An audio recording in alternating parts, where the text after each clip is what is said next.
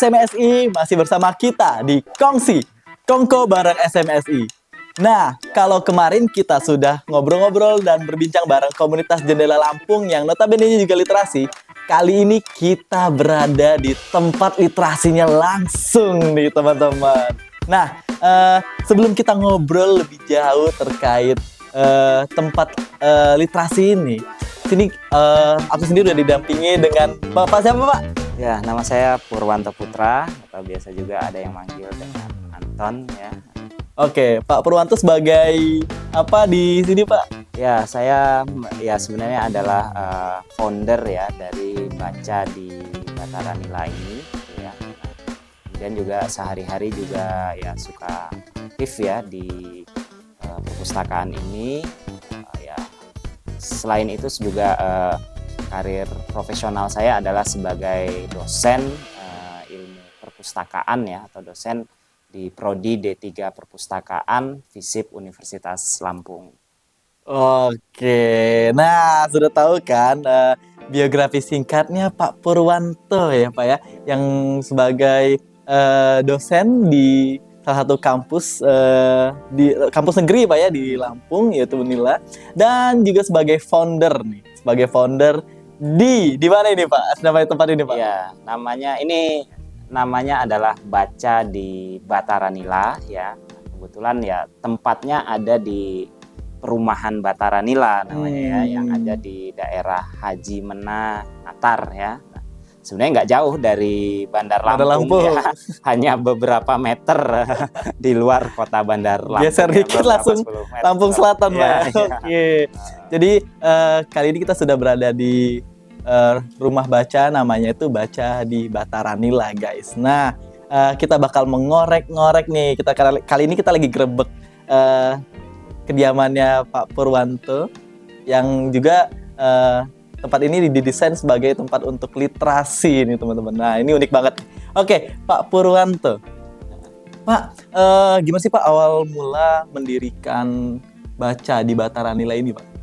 Iya, sebenarnya cikal bakalnya banget dulu tidak di sini ya. Jadi iya, Baca di Batara Nila itu ya bisa diresmikan, ya bisa dibilang 1 tahun lalu lah berdirinya dengan nama Baca di Batara Nila. Gitu 2023 ya. Kemarin berarti? Ya 2023 awal atau akhir 2022 lah ya. Oke. Saya ingat tuh pertama kali selesai tempatnya atau ditempati rumah ini tuh di Oktober 2022. Tapi perpustakaan ini baru operasional untuk publik ya, persiapan segala macam penyelesaian itu di bulan April kalau saya tidak salah ingat ya. April 2023. Tetapi yang selalu bergerak dari dulu itu adalah koleksinya, jadi buku-bukunya. Nah, jadi kan buku-buku ini bukan sesuatu hal yang baru gitu ya, tapi dia terus bertumbuh, terus bertambah gitu ya. Dimulai dulu sebenarnya ketika saya kuliah ya, saya kuliah di Prodi S1 Perpustakaan di FIB, Fakultas Ilmu Pengetahuan Budaya Universitas Indonesia. UI? Di UI ya. Oke. Nah, sebenarnya saya dari daerah, saya berasal dari daerah Payakumbuh di Sumatera Barat gitu ya.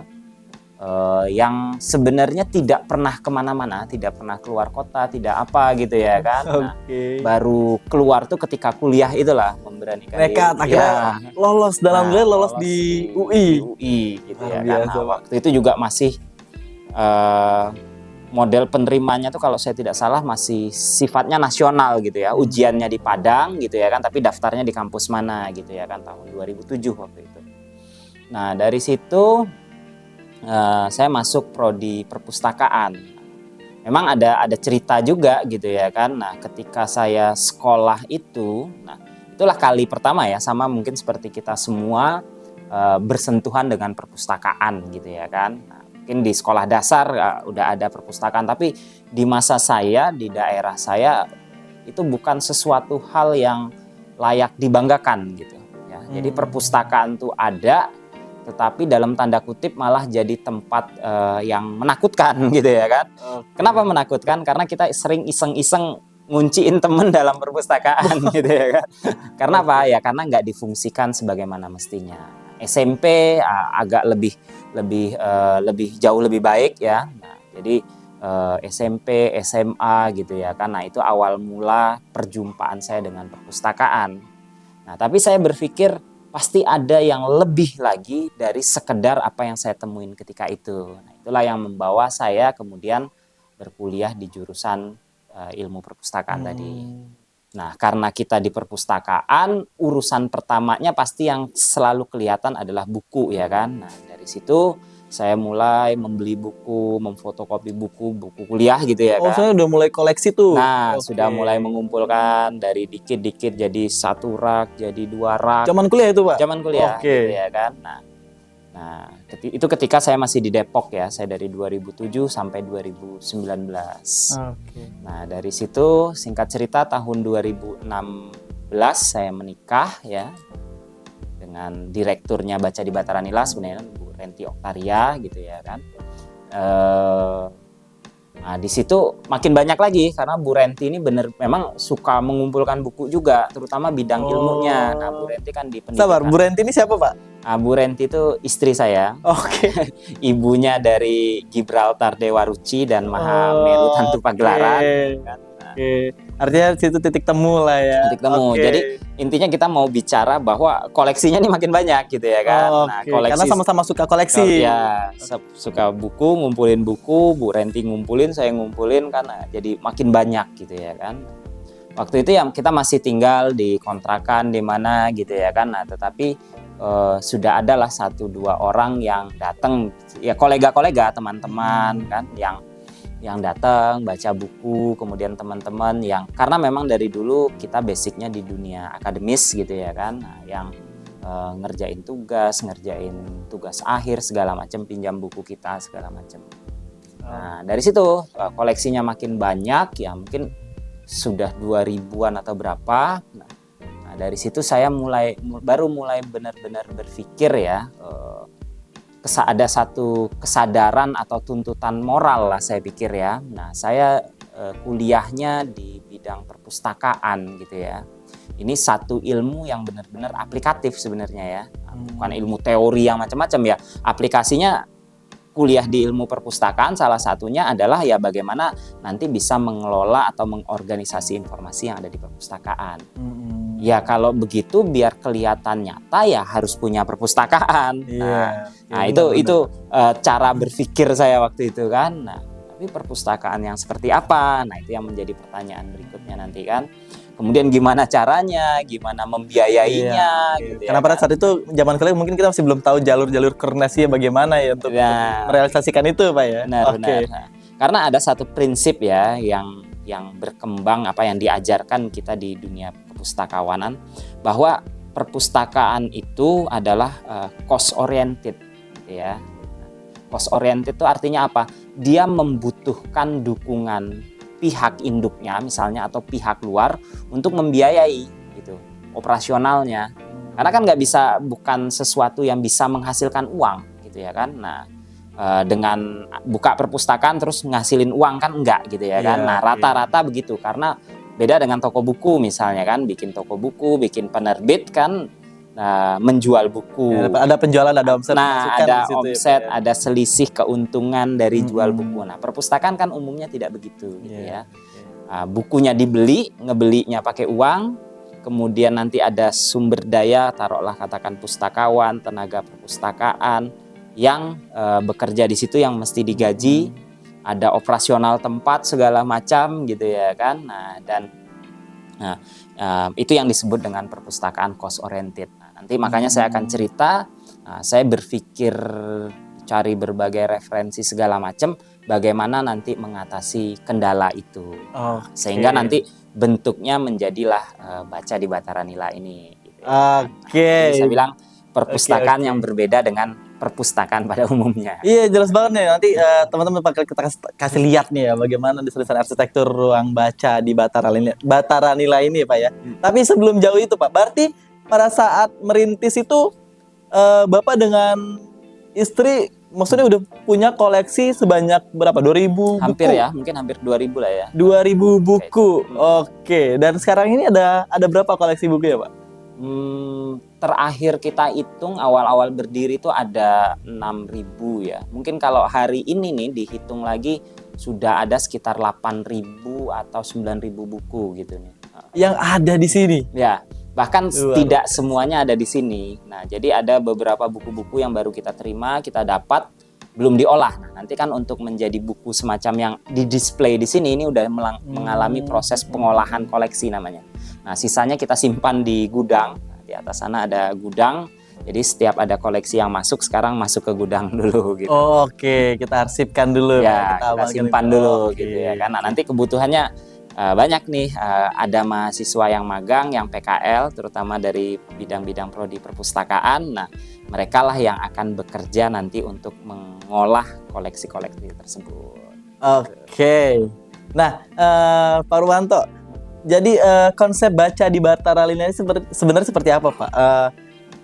Yang membuat ini jadi beda dengan ruang-ruang baca atau literasi yang ada di luar sana nih, Pak? Ya, pertama saya memulai di sini dengan apa ya? Karena saya tahu keadaan tingkat literasi di Provinsi Lampung ya, yang rendah dibanding beberapa daerah-daerah lain misalnya gitu ya kan. Nah, kesadaran itu yang membawa saya ya sedikit banyak ingin berkontribusi gitu ya untuk meningkatkan kemampuan literasi masyarakat kita, meningkatkan kapasitas sumber daya manusia generasi muda khususnya ya kan yang ada di Lampung ini untuk di masa yang akan datang. Nah, kemudian dari situ, saya berpikir ya, sebenarnya ini saya berharap bisa direplikasi di banyak tempat di Bandar Lampung gitu ya. Oke. Kita melampaui, sebenarnya di Bandar Lampung cukup banyak atau di Provinsi Lampung cukup banyak lah TBM disebutnya ya, Taman Bacaan Masyarakat. Jadi ada beberapa buku nanti dibawa kemana, nanti mereka taruh apa gitu ya kan, datang anak-anak atau siapa untuk baca. Nah, itu kan salah satu upaya untuk menumbuhkan Minat literasi. minat baca, literasi gitu ya kan. Nah, tetapi di sini saya ingin sesuatu yang lebih dibanding itu gitu ya kan. Nah, akhirnya kita bikin memang konsepnya adalah perpustakaan dan ruang temu disebutnya gitu ya. Nah, jadi bukan hanya perpustakaan ya pada umumnya ya mungkin publik tahulah, masyarakat kita udah tahu oh perpustakaan umumnya begini gitu. Nah, tapi kita berikan added value lebih di sini gitu, yaitu selain ada perpustakaannya, koleksi buku, ada tempatnya, ada fasilitasnya gitu ya kan. Nah, di sini juga ada yang kita sebut satu entitas dengan makan di Batara Nila gitu ya kan. Nah, apa itu makan di Batara Nila? Nah, jadi semacam konsep kafe gitu ya. Nah, ada menu makanan, menu minuman yang disediakan. Jadi nanti akan kelihatan beda. Selama ini kalau di perpustakaan kita nggak boleh makan, bawa makanan sembari makan atau apa gitu ya kan, karena dikhawatirkan merusak koleksi gitu kan. Nah, kalau di sini malah sebaliknya. Kalau mau baca, mau nugas sembari makan juga, ya. Oke, luar biasa. Makan gitu ya. Kita balik konsep itu. Kenapa kita balik ya? Ketimbang koleksinya nggak ada yang baca karena terlalu banyak larangan atau apa gitu ya kan, ya udah koleksi rusak karena dibaca, karena ketumpahan makanan, kena minuman, nggak jadi soal lah itu gitu ya kan. Kan persentasenya juga sangat kecil gitu ya kan. Nah, tetapi ketika orang itu nyaman di sini, nah itulah yang kita upayakan semaksimal mungkin. Nah, makanya selain tempat yang seperti ini ya kita upayakan maksimal. Satu tadi dari koleksi, dari tempat, dari ketersediaan kafenya, kemudian fasilitas lain gitu ya kan. Nah, misalnya ada apa aja itu, Pak? Ya, misalnya di sini juga kita sediakan ada kamar mandi yang bisa digunakan oleh publik gitu ya kan. Nah, kemudian bahkan ada musola kecil lah di sini ya, karena mayoritas kebanyakan kan muslim gitu ya kan. Nah, jadi prinsipnya ketika dia datang gitu ya kan, misalnya dari awal buka nih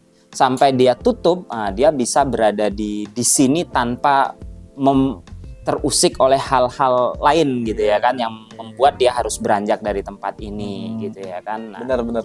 Nah, itu yang kita coba optimalisasi gitu. Nah, kemudian memang kita mencoba karena tempatnya tidak terlalu besar, apalagi kita masih konsep perpustakaannya benar-benar kita jalankan gitu ya kan. Nah, jadi orang yang datang ke sini tuh memang yang membutuhkan suatu tempat yang bisa dibilang tanda kutip berbeda dengan kafe pada umumnya. Misalnya dia punya tujuan, dia mau ngerjain sesuatu gitu ya kan, mau ngerjain tugas kampus, tugas sekolah, apalagi nanti yang mau skripsi kan, gitu. yang mau ngerjain banyak juga yang ngerjain skripsi di sini. Nah, rata-rata malahan kebanyakan itu gitu ya. Jadi ya mereka butuh suatu tempat yang nyaman, yang tenang gitu ya kan. Nah, kita fasilitasi. Nah, makanya pengunjungnya pun tidak kita filter ya. Nah, kita filter dengan cara apa? Jadi untuk datang ke sini gitu ya kan. Nah, jadi kita menetapkan ada donasi minimum sebenarnya. Nah, sebenarnya nggak mahal, donasinya itu hanya 7.500 per orang minimum untuk satu kali kedatangan.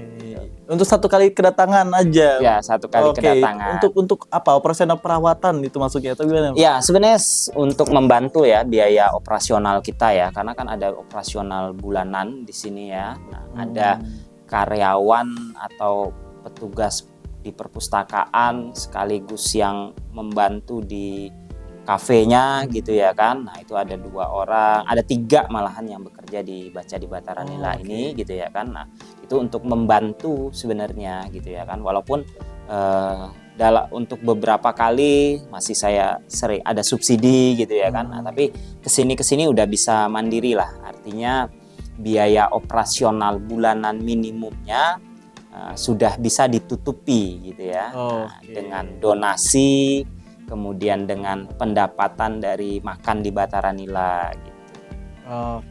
Nah, selain dari tadi kayak ada tempat untuk ibadah dan kamar mandi, fasilitas yang lainnya apa aja nih Pak? Ini ada ruangan apa di depan kita ini Pak?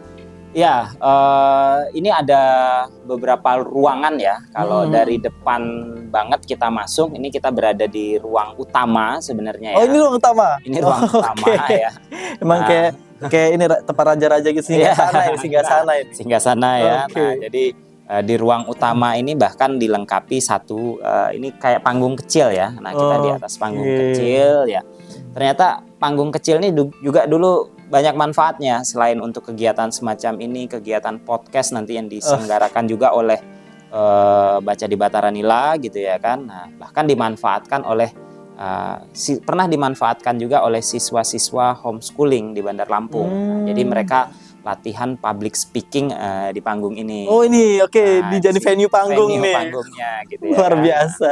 Nah, kemudian ada di bagian belakang kita ini semacam apa ya? Ruang tapi kayak kolam gitu ya kan. Iya, dia kita di dalamnya ya. Di dalam kolamnya ya. Nanti teman-teman bisa lihat nih, ruangan ini gimana Pak? Kenapa Pak konsepnya gini Pak? Ini sebenarnya nggak sengaja. Saya waktu itu saya suka sepedaan juga. Nah, saya lagi sepedaan ke daerah pesisir barat. Ke Krui ya. Nah, ke Krui. Nah, waktu itu menginap di salah satu cottage lah di sana ya. Nah, di cottage-nya dibikin bentuknya seperti ini. Nah, akhirnya ini lagi proses pembuatan. Pas balik ke sini langsung saya bilang bikin begitu gitu ya kan. Kemudian bagian luar. Nah, dulu itu paling suka dulu di luar. Karena di sana tuh dulu ada satu pohon pohon seri cukup rindang di ujung situ. Jadi sejuk banget kalau di sana. Jadi tapi selain itu kan juga bisa ngerokok atau apa gitu ya kan, smoking areanya di sana. Tetapi belakangan pohonnya harus saya tebang karena ternyata akarnya itu merusak struktur bangunan gitu kan. Nah, sayang sekali. Mungkin nanti akan dicari lagi di pot tanaman apa biar dia tetap sejuk. Nah, itu salah satu spot favorit banget tuh di sana gitu. Nah, kemudian ada kita sebut lantai mezanin lah ya. Lantai 2 ini ya, lantai 2-nya, setengah lantai 2 ini. Nah, itu banyak juga yang seneng banget di atas karena nanti ada bagian depannya itu semacam teras gitu ya kan. Nah, semacam teras yang view-nya lebih terbuka. Nah, udaranya lebih sirkulasinya lebih lama. Ya, jadi banyak banget yang manfaatin untuk ngerjain skripsi atau apa di sana di atas gitu.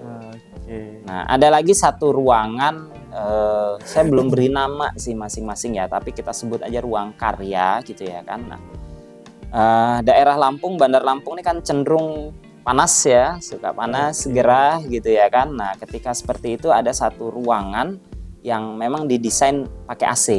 gitu Oh, ya. gitu. Itu yang di sebelah Oke. kanan kita kalau ini ya. Nah itu ruangannya ber-AC. Nah, jadi lebih sejuk lah di dalam sana. Ada beberapa meja, kursi yang orang bisa bekerja dan lebih kedap. Jadi ketika ada aktivitas di ruang utama, nah, ruangan itu jauh lebih senyap gitu ya. Oke. Nah, di sebelahnya tadi nanti ada musola kecil Musola. gitu kan. Nah, kemudian di ruang utama tadi terlewat ada resepsionis dan untuk mesan-mesan Pemesanan makanan minuman ya, Pak, ya. resepsionis, pendaftaran segala macam diterima di bagian sini. Oke, nah buat teman-teman sobat kongsi yang mungkin ragu ya, saya kalau di tempat baca nggak bisa makan minum. Nah di sini baca di Batara Lina ini memberikan satu konsep yang berbeda ya teman-teman. Jadi nggak perlu khawatir kalau takut kelaparan atau takut nggak ada tempat buat sholat. Nah kalian harus buruan mampir ke baca di Batara Lina ini ya Pak Purwanto ya. Oke, Pak. Kalau tadi kita udah bincang-bincang terkait tentang konsep bangunannya, proses sampai berdirinya. Sebenarnya ada apa sih Pak kendala-kendala ya pada satu mendirikan ini, dan sampai saat ini deh masih menjadi hambatan kita nih untuk ngembangin ini Pak? Iya, pertama kalau bisa dibilang yang mungkin di luar kemampuan saya adalah pertama adalah soal pendanaan ya. Ini dananya juga cukup besar ya. Nah, dan waktu itu ya saya nyicil ya tabungan-tabungan dikit-dikit yang digunakan untuk membangun ini. Tapi banyak cara yang saya lakukan untuk mensiasati agar dana yang ada tuh bisa dioptimalisasi gitu ya kan. Yang kemudian nanti menjadi keuntungan juga. Sekaligus nanti ada tantangan.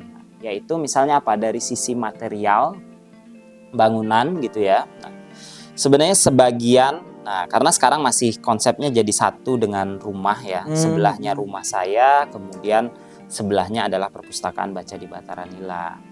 Nah, bangunannya dulu sebagian yang rumah sudah ada, tetapi sudah lama kosong rumah ini. Ketika saya beli udah lebih dari 10 tahun kosong gitu ya. Rumah ini? Rumah ini, yang rumah ya.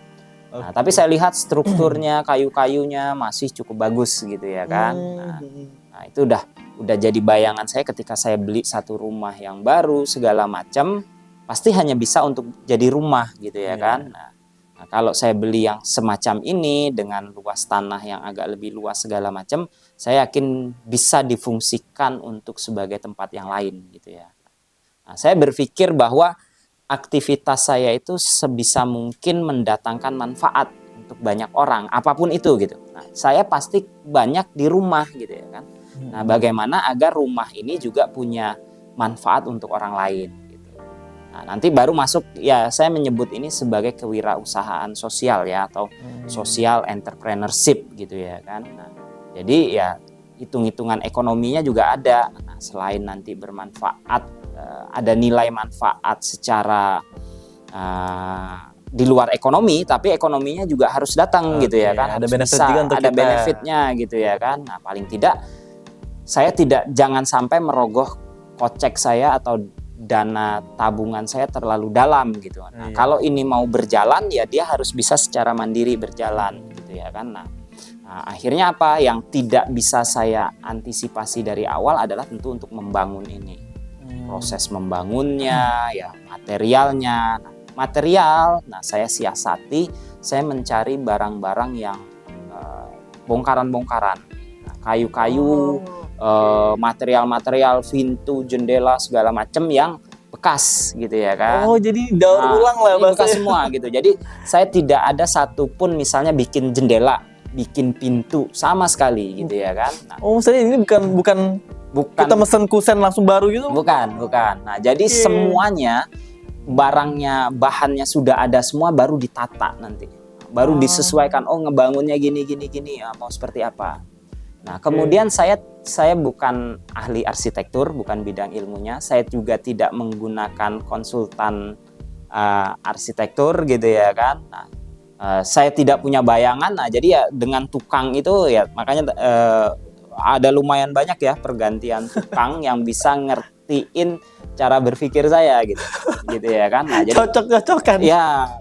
Nah, jadi benar-benar kita develop dengan kayu, dengan material seperti ini, bikin jadi gitu ya kan. Nah, makanya awalnya berkali-kali tukang yang dari awal sampai akhir pun bilang, baru kali ini saya selama karir saya membangun rumah, dia bilang kan, membuat bangunan puluhan tahun, baru kali ini Pak saya yang diminta order semacam ini gitu ya kan. Nah bahkan saya pecahan-pecahan genteng ini kan beli, ini genteng juga rata-rata bahkan sampai genteng ya, gentengnya ini bekas gitu ya kan. Nah ini unik sekali ketika dikerjakan, jadi banyak yang kerja. Bahkan ada satu pemandangan unik waktu itu ya ketika ngebangun ini, ada satu orang ya pekerja yang kerjaannya hanya nyuci genteng. Jadi membersihkan genteng kan. Nah, kemudian kan karena genteng lama banyak yang pecah-pecah apa gitu ya kan. Nah saya bilang, kita nggak punya tempat untuk membuang sisa-sisa ini. Nah, saya ingin semuanya teraplikasikan. Makanya dilihat nih, kok di sini genteng-genteng pecahan. Nah itulah yang dijadikan, nggak di set. Sebenarnya nggak pernah di set dari awal. Oh ini pakai genteng pecahan di sini enggak gitu ya kan. Nah, tapi gimana caranya bahan-bahan itu pakai itu bisa tidak terbuang, Oke. dan bisa diaplikasikan. Nah, Oke, Pak Purwanto. Kalau itu tadi proses bagaimana kendala-kendala pada saat Teknis, pembangunan ya. ini nih ya, teknis ya. Nah, kendala perihal ini Pak, proses berjalannya ini sampai menambahkan koleksi itu sampai operasional ini itu apa aja sih Pak yang menjadi hambatan kita untuk di sini Pak? Ya, kemudian memang harus banyak bersabar juga ya, saya gitu ya kan, kita di sini. Nah, awal-awal juga dari sisi operasional gitu ya kan. Oh ada nggak sih yang datang nanti nih gitu ke sini, ke tempat ini, tempatnya agak jauh segala macam, atau gimana sih publik bisa tahu ini tempat ada gitu ya kan. Nah kemudian merasakan manfaatnya gitu ya kan. Nah itu yang menjadi salah satu tantangan yang harus cepat diatasi gitu. Karena operasionalnya kan tetap jalan nih ya kan. Dia tidak ada orang datang, tidak ada pemasukan, kita harus tetap standby. Iya kan, nah, tetap standby. Nah kemudian juga dari sisi pengembangan koleksi ya. Nah, untuk ya artinya kan kalau mau beli buku baru segala macam gitu-gitu kan ada dana yang dibutuhkan untuk itu gitu ya kan. Nah emang beberapa hal kita benar-benar tergantung request nih. Nah, pemustaka kita yang datang ke sini request Pak ada buku ini enggak, atau nanya ke pustakawannya, oh belum ada. Nah baru kita benar-benar beli. Artinya udah ada 2-3 orang yang nanya buku yang sama, nah baru kita beli gitu. Oh gitu ya. Nah beberapa kita mencoba mengatasi selama ini. Nah jadi ada saja syukur ya yang mau ngasih donasi koleksi ya. Jadi selama ini ketika kira-kira topiknya masuk ya kita terima aja. Nah, pokoknya kita terima, bahkan perseorangan mahasiswa atau apa yang hobi baca buku, kemudian dia udah selesai baca bukunya, rasanya udah nggak perlu lagi disimpan, dia sumbangkan, dia datang bawa kardus sendiri, Pak kita mau nyumbang ini. Nah ternyata koleksinya kemarin ada dari mahasiswa Fakultas Hukum nyumbang buku. Kemudian beberapa waktu lalu agak banyak dosen udah pensiun, dosen ilmu politik nyumbangin buku-buku politik. Oh jadi memang sumbangsis dari masyarakat lah. Jadi ya. Akhirnya saya bisa bilang ya, awalnya menjadi tantangan, kemudian menjadi sebuah kekuatan juga gitu ya, bahwa belakangan banyak yang support dengan berbagai cara mereka lah ya. Nah untuk baca di Batara Nila ini tetap eksis gitu ya, tetap berjalan gitu ya kan. Nah itulah yang menjadi tantangan sekaligus harapan dari dengan keberadaan Baca di Batara Nila. Oke, Pak, selain dari ruang baca dan tempat santai ya, saya kita bisa makan bareng di sini ya.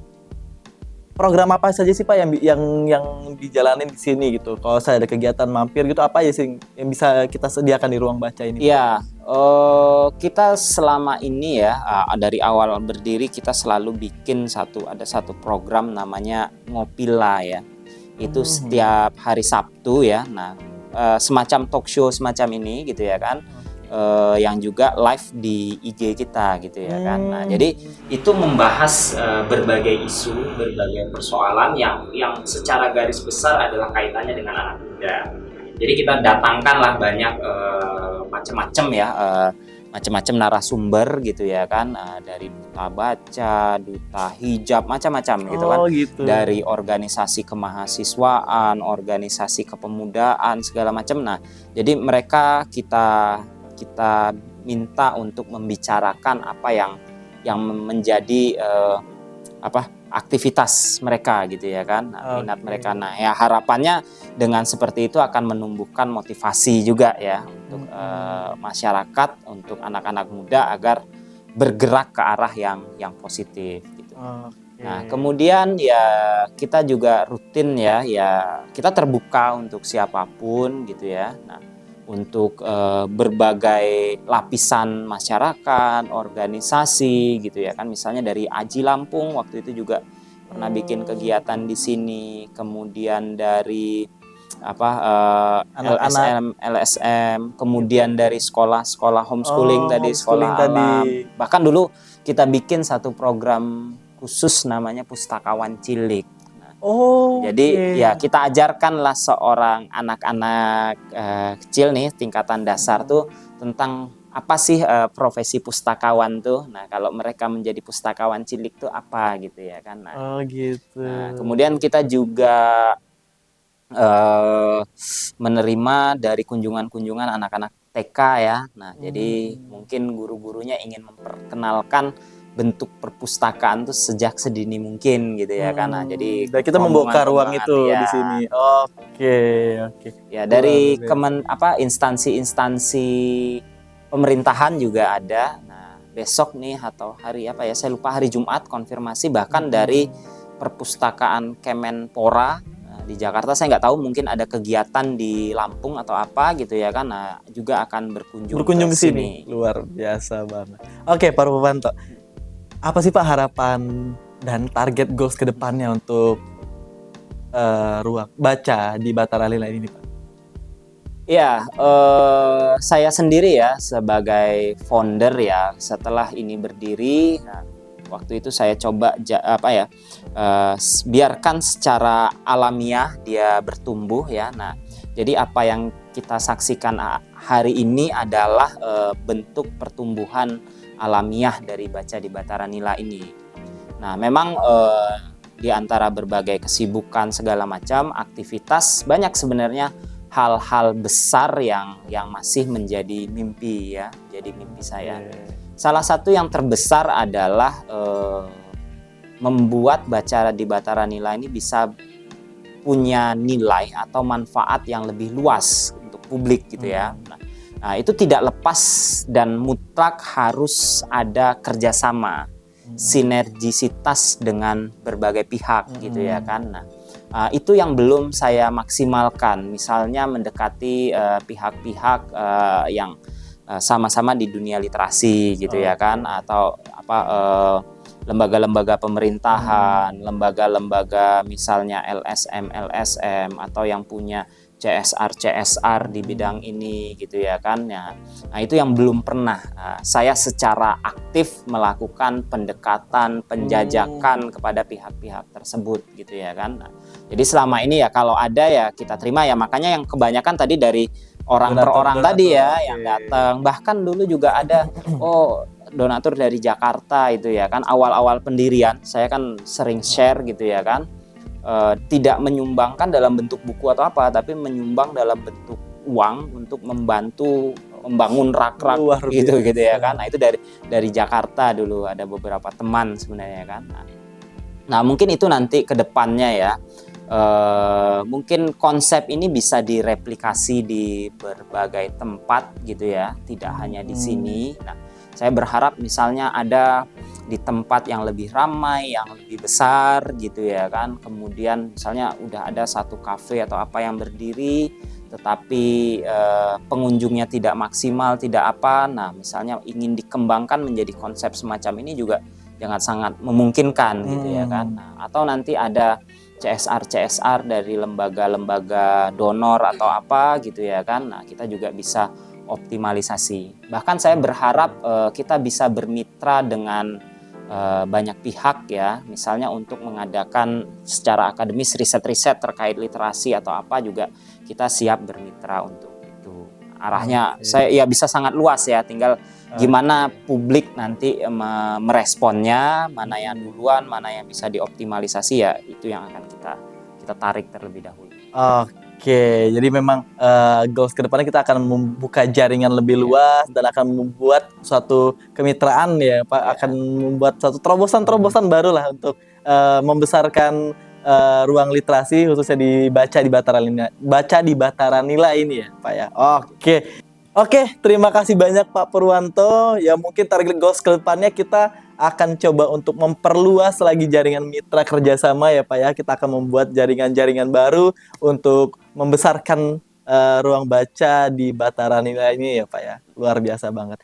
Nah, buat teman-teman Kongsi nih ya. Oke, mungkin kalian sudah puas lah ya, atau belum? Masih belum puas? Nah, kalau masih belum puas dan masih penasaran gimana sih konsep dan sensasi ya Pak ya nongkrong dibaca di Bataran Nila ini. Nah, buruan mampir di daerah mana ini Pak? Haji Mena. Di Haji Mena ya, di perumahan Bataran Nila di Jalan Haji Mena ya, Haji Mena, di Jalan Teratai, Haji Mena Natar ya. Natar. Jadi sebenarnya bisa di search di Google Maps ya. Sudah ada itu. Pasti sudah ada. Aman itu pokoknya udah masuk googling lah buat teman-teman. Kongsi jangan bingung karena sini secara akses dan ruang-ruang kenyamanan sudah terbentuk banget nih, dan buat kalian yang suka di dunia literatur di sini recommended banget. Oke, mungkin selesai dan cukup untuk perbincangan kita dengan founder di Baca Bataran Nila ini. Dan sampai bertemu di Kongsi berikutnya. Sampai jumpa.